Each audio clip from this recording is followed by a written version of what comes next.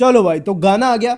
गाने को लोग एंजॉय कर रहे हैं बहुत अच्छे तरीके से। अभी इंडिया वर्सेस ऑस्ट्रेलिया का मैच थोड़ी देर पहले खत्म हुआ है। सारे हिंदुस्तानियों को मुबारक हो, इंडिया जीत गई है वो मैच।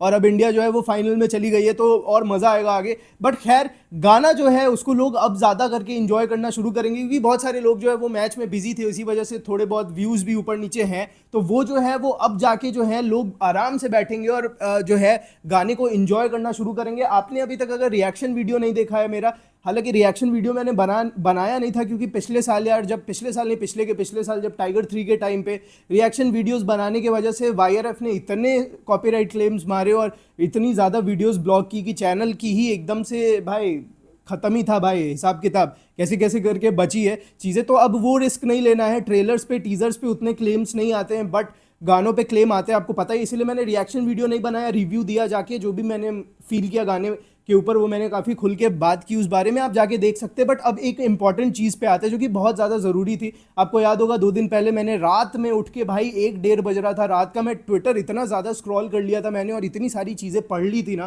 कि मेरा दिमाग एकदम से हिल गया था। और मैंने बोला कि नहीं भाई, अभी उठ के इस सारी चीज़ों पर बात करते हैं। एक बार जो है ना चीज़ें बर्दाश्त से बाहर चली जाती है ना, तो फिर आके बोलना ही पड़ता है, उसके बारे में बात करना ही पड़ता है। और सलमान भाई दिल के इतने करीब है कि उनके बारे में कोई भी एक छोटी सी छोटी चीज़ भी ना, अगर किसी ने ऐसी लिख दी या फिर किसी ने ऐसी बोल दी जो अपने से बर्दाश्त नहीं की जाएगी, तो फिर तो हम यहाँ पे बैठ के पेलेंगे ही भाई किसी भी हालत में। तो वही चीज़ हुई थी। और यहाँ पे एक पीआर आर्टिकल आ गई थी अचानक से, जहाँ पे ये क्लेम किया गया था कि सलमान खान के साथ जो है वो सन पिक्चर्स काम नहीं करना चाह रही है, क्योंकि उन पे वो 500-600 करोड़ इन्वेस्ट नहीं करना चाहती है। उनको ऐसा लगता है कि उसकी बजट रिकवर नहीं हो पाएंगे, इसी वजह से सलमान खान के अलावा अब वो अल्लू अर्जुन के साथ ये पिक्चर बना रहे हैं। क्या घटिया गंदी चीज है भाई, ये इतनी वाहियात, इतनी टट्टी आर्टिकल थी। जिस बंदे ने भी उस चीज को लिखा था, मैं तो एक चीज बोल रहा हूं ना भाई, कि ऐसे ऐसे आर्टिकल्स जो लोग भी लिखते हैं ना, जिसमें एकदम हेटरेड फील होता है, पढ़ते ही हुए ही हेटरेड फील होता है, कि कोई भी मीडिया वाला, कोई भी जर्नलिस्ट इस तरीके की चीजें कभी नहीं लिखेगा अगर एक स्टार के लिए उसके मन में हेटरेड नहीं है प्रॉपर। तो ये कोई लिखने वाली चीज है? सलमान खान को एक प्रोडक्शन कंपनी 500 करोड़ इन्वेस्ट करने से मना कर देगी?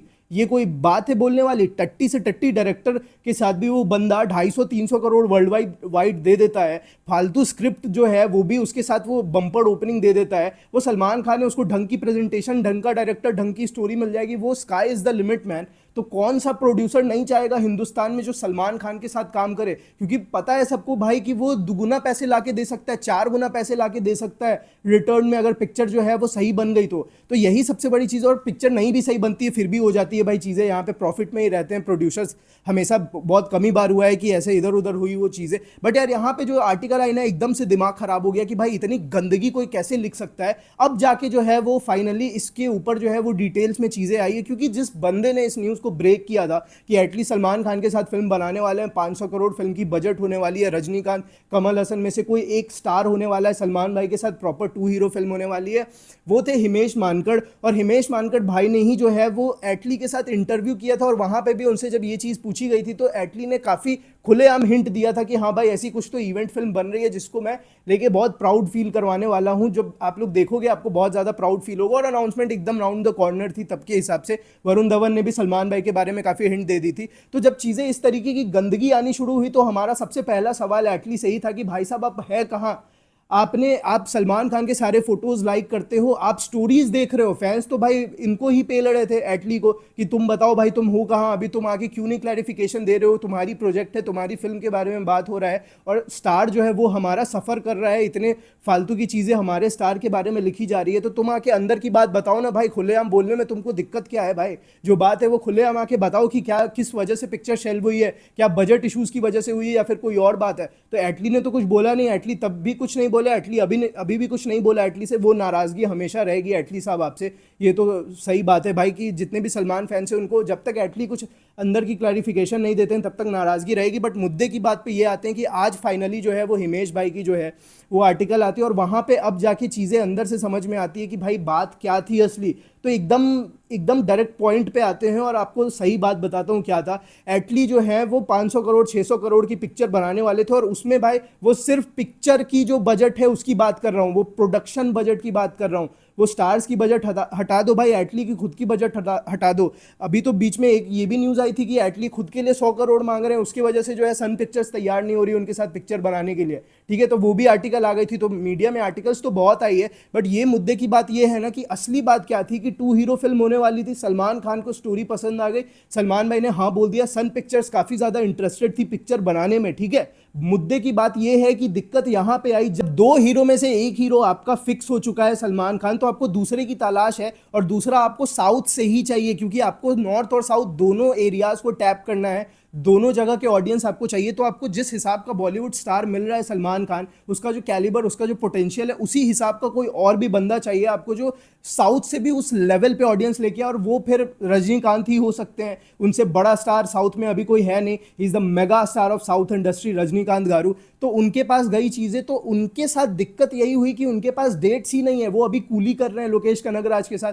इसके बाद वो जेलर 2 करेंगे, और उसके बाद एक और पिक्चर है जो इसके लिए वो पहले ही कमिटमेंट दे चुके हैं। पास भाई डेट्स ही खाली नहीं है 2-3 साल तक अगले, तो वो कहां से इस पिक्चर को कर लेंगे अचानक से आके। फिर चीजें जो है वहां पे नहीं हुई बात, तो फिर गई कमल हसन के पास, क्योंकि फिर एक रजनीकांत के पास जो सीनियर एक्टर है, और मैं बता दूं आपको कि सीनियर एक्टर इसी वजह से चाहिए था क्योंकि किसी और को भी ले लेते वो लोग, ठीक है। रणवीर सिंह का नाम आ रहा था, संजय दत्त का नाम आ रहा था, और भी बहुत सारे लोगों का पीआर के थ्रू नाम आ ही रहे थे। किसी और भी एक्टर को ले सकते थे साउथ के, जो सलमान खान के पोटेंशियल को मैच कर सके। वो बहुत सारे और भी एक्टर हैं यार, खैर सलमान भाई तो अलग ही लेवल पे हैं, बट और भी बहुत बैंकेबल एक्टर्स हैं वहां पे जिनके स्टारडम बहुत ही ज्यादा है, विजय हैं, और भी बहुत सारे लोग हैं।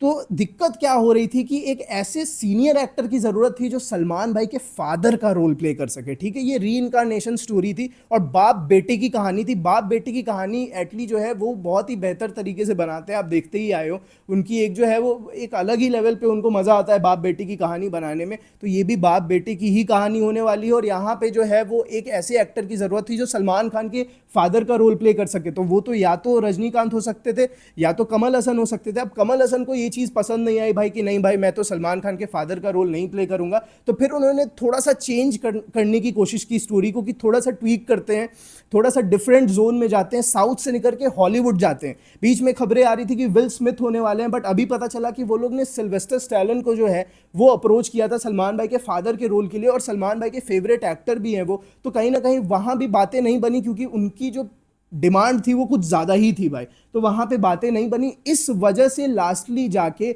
जब कोई एक्टर ही नहीं मिला इस फिल्म को बनाने के लिए, तब जाके इस फिल्म को जो है फाइनली बैक बर्नर पे डाल दिया गया कि चलो भाई अभी 2-3 साल रुक ही जाते हैं जब रजनीकांत गारू फ्री हो जाएंगे, क्योंकि टेलर मेड रोल उन्हीं के लिए है, और उन्होंने हाँ भी बोल दिया था, बट डेट्स के इशू हो गए थे उसके वजह से। अब प्रायर कमिटमेंट होते हैं तो जिसकी वजह से पिक्चर नहीं हो पाती है, तो फिर कोई बंदा अभी कोई एक पिक्चर कर रहा है, 2 पिक्चर ऑलरेडी साइंड है, तो उसको छोड़ के दूसरी पिक्चर तो करेगा नहीं। तो वही चीज हो गई, उसकी वजह से वो लोग रुक गए हैं भाई। तो वो पिक्चर जो है अभी समझो कि शेल्व ही समझो उसको, बट हो सकता है फ्यूचर में जो है जब रजनीकांत फ्री हो जाए तब होगी वो पिक्चर। बट ये गंदगी जहां से आनी शुरू हुई है ना भाई, कि सलमान खान पे पैसे नहीं लगा रहे भाई, ये गंदगी मत फैलाओ, एक हेटरेड मत दिखाओ किसी भी स्टार के लिए भाई। उसने इतने सालों तक इंडस्ट्री में काम किया है, उसकी पहुंच बहुत ज़्यादा है, ठीक है। उसकी टीम वैसी नहीं है, पीआर टीम जो आके जो है इस गंदगी को साफ कर सके। हम फैंस ही यहाँ पे बैठे हैं जो सारी चीज़ों पे जो है वो बात करते हैं। हिमेश मनकर की बहुत ही ज़्यादा उनकी ही रिस्पॉन्सिबिलिटी थी भाई क्लैरिफिकेशन देने की, उन्होंने काफ़ी अच्छे तरीके से आज जो है